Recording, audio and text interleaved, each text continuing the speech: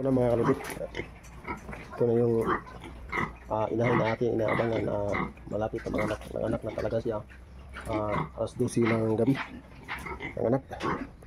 Natapos ito sa alas 4 ng madaling araw. Tapos nagkaroon siya ng 10 biik.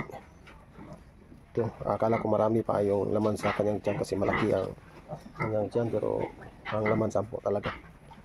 May isa na parang durog na, pang 11.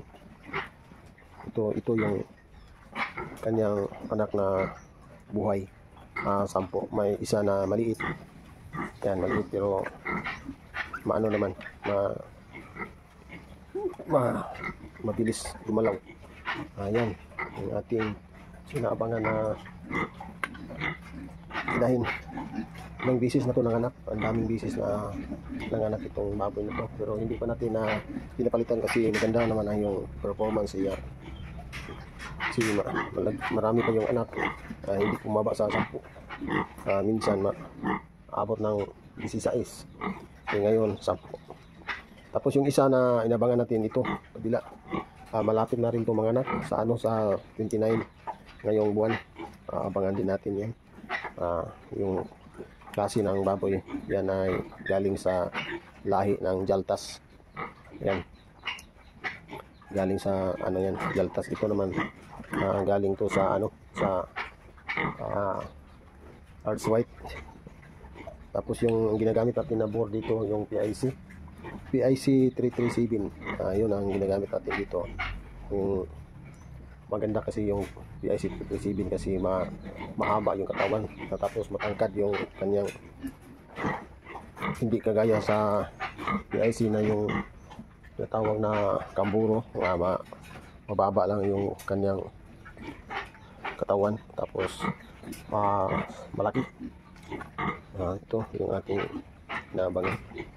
Tapos dito, yung pagkatapos nito, pag nanganak na ito, may dalawa dito na, yung isa, 2 buwan na to yung isa, kaiiyayan natin mga 2 linggo.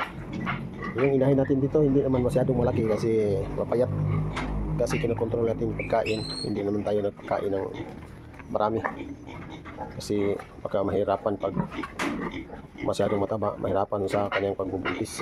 Kunti-kunti lang pagkain natin dito, hindi masyadong marami, hindi umaabot ng 1 kilo isang kainan. Ayan, pinapakulo talaga natin. Tapos yung natin, may panibago tayong gagawin inahin.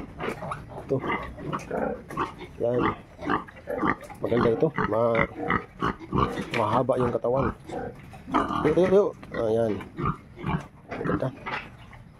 Iwan ko lang kung ano resulta nito pag nagawa natin inahin ito. Sa tingin ko maganda ito, mahaba ang yung katawan. Yan, PIC din ito yung lahi nito, PIC 337. Yan, gagawin natin. So nandito lang tayo mga kaludi. Set out na lang sa mga lahat ng aking subscribers, sa lahat. Maraming salamat sa inyong panonood sa aking mga upload. Maraming salamat.